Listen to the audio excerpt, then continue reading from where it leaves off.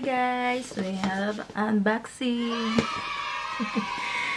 silicone breast pump and bottle set Gen 3 Generation 3.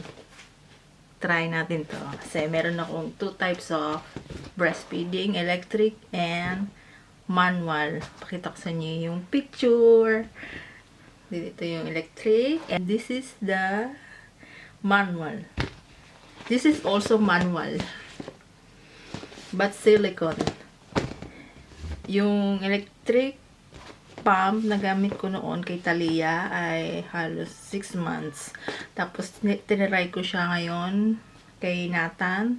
Hindi siya nagana. Hindi siya nagpa-pump. Tsaka yung isa pa, yung manual, try ko din, hindi rin. Ngayon bubuksan na natin siya.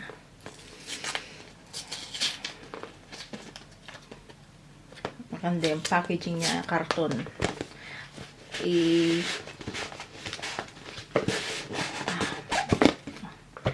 Yan, meron siyang chipon. Chipon. Ito, meron siyang ganyan. At saka takip. Asawa ko nag-order nito kasi yung una may order kami. Yan, nakabalot siya. Tapos, ito siya. Oops! Wait. Nathan is crying. Yan. Natatanggal siya. Silicone.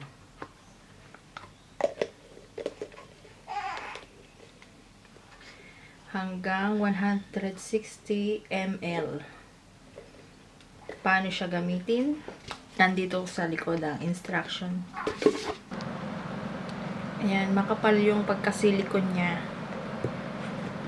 Oh, strong. Tapos ito yung takip. Pag nalagay na siya, pwede mo siyang idirekta, ipadede. Galing, di ba?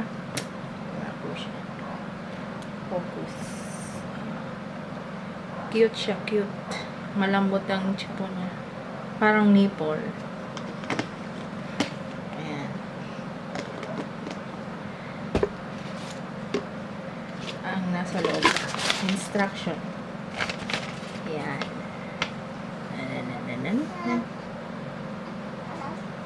Meron ditong future, screening and care and caution. Ayan. Picture ko na lang kung paano. Tapos, kung paano siya gamitin, nandito instruction. Cover nipple and breast area with pump. Number 2. Parang ganito. Kunwari ito yung nipple, i-cover mo siya. Tapos number 2, gently squeeze until you can feel suction. Gently squeeze until you feel the suction. Kita nyo yung pagkapula niya? Try natin later. And then, continue until desired amount has been expressed. Okay. Use to express or catch let down. Yan, parang ganun nga. Steady mo lang siya. Matagal siyang mag-steady sa breast. Try natin kung gaano karaming milk ang makukuha niya. Okay. Iput ko na lang sa description box kung saan namin ito in-order ng asawa ko sa Amazon. Yung sakto na in-order namin kasi may iba't ibang klase pa yon. Basta nakalimutan ko na. Ang hinahanap ko lang talaga ganito, tapos yung may takip na cover na ganito.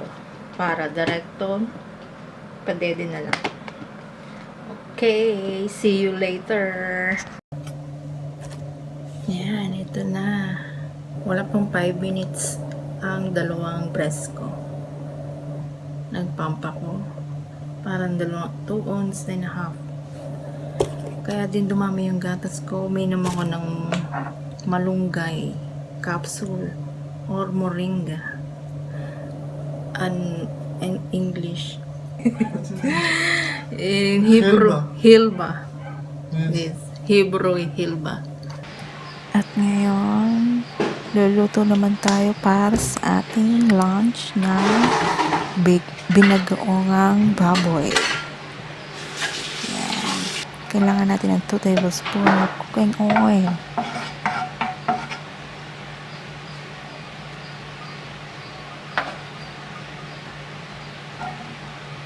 Ng 3 to 4 cloves of garlic and 1 medium onion.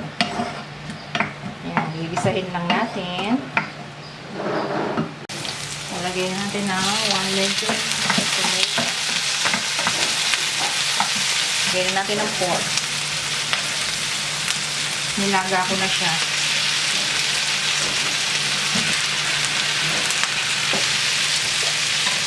Tapos nilagyan ko na siya ng bagoong o alamang.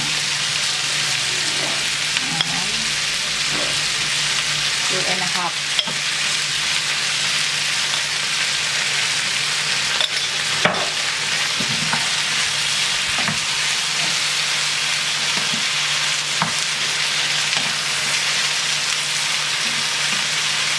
Tapos nalagyan natin siya ng black pepper.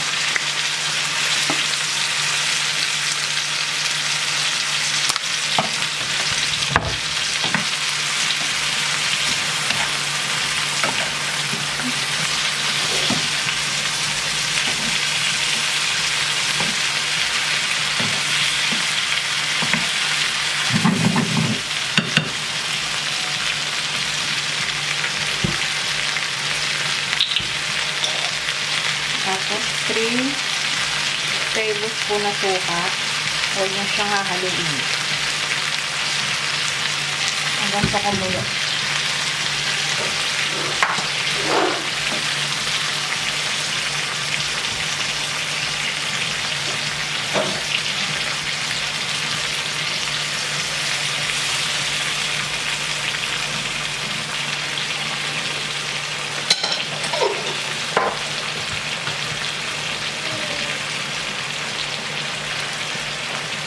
Gusto ko siya ng maanghang. Lalagyan ko siya ng sili.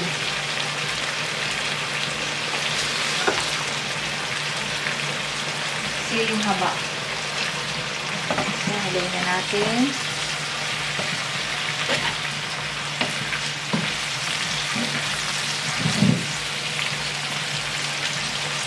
Tapos lalagyan natin siya ng pork broth. Hanggang sa level lang siya, level. Pantay lang ang tubig.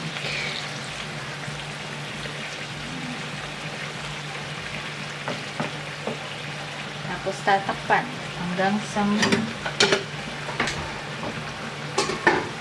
absorb ng konti ang tubig.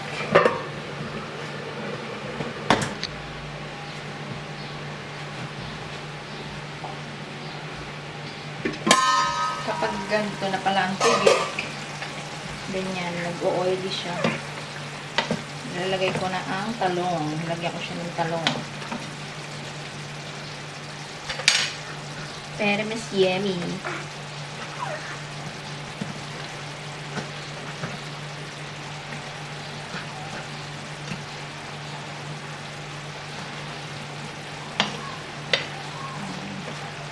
Wait natin hanggang sa lumambot.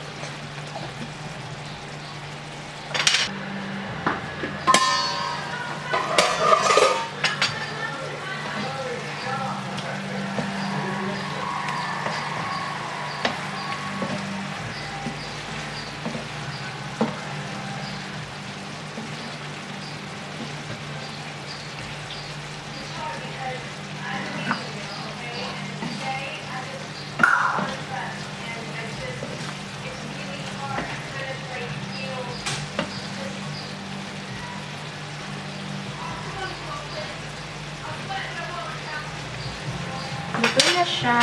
Lagyan natin ang sili. Ulit. Ay, large chili. Off the fire.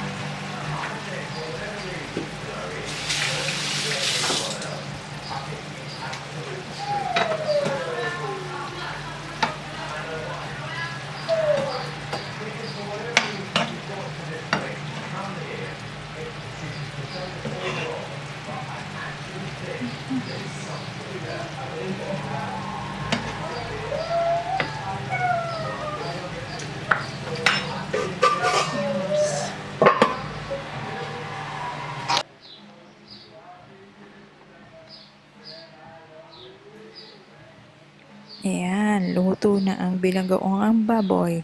Tara, let's eat na at dito na din muna nagtatapos ang ating vlog. Kaya don't forget to subscribe and like. Bye!